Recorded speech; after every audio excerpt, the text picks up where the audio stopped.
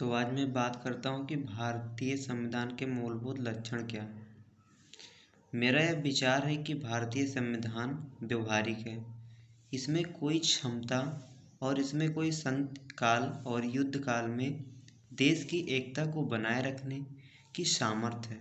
वास्तव में मैं यह कहना चाहूँगा कि नवीन संविधान के यह स्थिति खराब होती है तो उसका कारण यह नहीं होगा कि हमारा संविधान बुरा था, वरन हमें यह कहना होगा कि मनुष्य ही बुरा था, जो doctor B are Ambedkar ji कहे हैं। प्रत्येक स्वतंत्र राष्ट्र का अपना एक संविधान होता है। भारत का भी अपना एक संविधान है। कैबिनेट मिशन योजना के अंतर्गत संविधान सभा की प्रथम बैठक 9 दिसंबर 1946 को डॉक्टर सच्चिदानंद सिन्हा की अध्यक्षता में हुई। 2 दिन बाद 11 दिसंबर 1946 को डॉक्टर राजेंद्र प्रसाद को संविधान सभा का स्थायी सदस्य चुना गया और संविधान सभा के 310 सदस्यों द्वारा संविधान के निर्माण का कार्य प्रारंभ हो गया। इसमें कांग्रेस और प्रमुख दलों के शीर्षस्थ नेता शामिल किए गए। 13 दिसंबर 1946 को पंडित जवाहरलाल नेहरू द्वारा एक उद्देश्य प्रस्ताव पारित किया गया, जिसे 22 फरवरी 1947 को स्वीकृत किया गया। इस प्रस्ताव की निम्न बातों को संविधान सभा ने स्वीकार किया। पहला क्या था? भारत स्वतंत्र एवं संप्रभु राज्य होगा। वह स्वयं अपने लिए संविधान का निर्माण करेगा। दूसरा क्या था?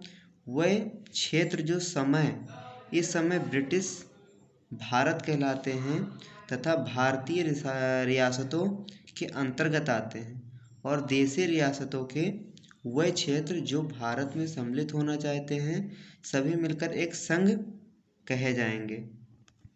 तीसरा था कि भारतीय संघ की सरकार और उसकी इकाइयों की सरकारों को सभी राजनीतिक शक्ति एवं समस्त अधिकार जनता से प्राप्त होंगे। अल्पसंख्यकों, पिछड़ी जातियों और जनजातियों के हितों की रक्षा की समुचित व्यवस्था की जाएगी, जिससे वह देश के शासन में समान रूप से भाग ले सके। भारतीय क्षेत्र की एकता और अखंडता की रक्षा की जाए। छठा है, यह प्राचीन देश विश्व में अपना अधिकार व सम्मानपूर्ण स्थान प्राप्त करेगा और विश्व शांति तथा मानव के कल्याण के लिए अपना पूर्ण एवं स्वैच्छिक योगदान करता रहेगा। और तो और भारतीय संविधान के लिए उद्देशिका को आधार माना गया। इसके महत्व पर प्रकाश डालते हुए श्री A.K.M. मुंशी ने कहा कि श्री नेहरू द्वारा यह उद्देशिका हमारे लोकतांत्रिक प्रभुत्व संपन्न गणराज्य की जन्म कुंडली है। भारतीय संविधान को अंतिम रूप देने के लिए डॉक्टर भीमराव अम्बेडकर की अध्यक्षता में 7 सदस्यों की एक प्रारूप समिति का गठन 29 अगस्त 1947 को किया गया। इस प्रारूप समिति द्वारा तैयार किया गया संविधान का प्रारूप 21 फरवरी 1948 को संविधान सभा के समक्ष रखा गया। इस पर विचार करने के लिए प्रथम अधिवेशन 4 नवंबर 1948 तक चला, जिसमें सामान्य विचार विमर्श हुआ। द्वितीय अधिवेशन 15 नवंबर 1948 से 15 अक्टूबर 1949 तक चला। अंत में 395 अनुच्छेदों तथा 8 प्रविष्टियों का संविधान 26 नवंबर 1949 को तैयार किया गया और संविधान निर्माता सभा ने उसे स्वीकार कर लिया। नागरिकता एवं मूल अधिकारों से संबंधित प्रावधान उसी तिथि को लागू कर दिए गए और शेष संविधान 26 जनवरी 1950 को लागू किया गया। 26 जनवरी का दिन राष्ट्रीय आंदोलन में ऐतिहासिक महत्व का दिन था। 1930 में इसी तिथि को देश में पहली बार आज़ादी मनाई गई थी। अतः 26 जनवरी को ही भारतीय संविधान लागू किया गया। संविधान सभा ने अपने अंतिम अधिवेशन में 24 जनवरी 1950 को डॉक्टर राजेंद्र प्रसाद को भारतीय गणतंत्र का प्रथम राष्ट्रपति चुना गया।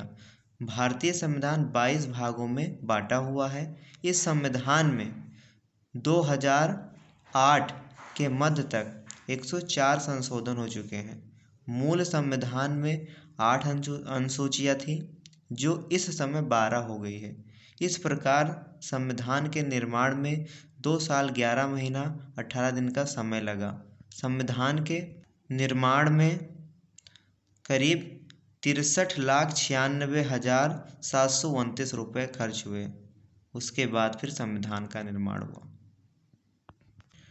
तो जो चीज़ें मैंने बताई है आप सभी लोग ज़रूर उसको सीखे होंगे। तो वीडियो को लाइक करना, सब्सक्राइब करना और चैनल को शेयर करना। Thank you, wish you all the best. फिर मिलते हैं एक नए वीडियो के साथ। तब तक के लिए जय हिंद।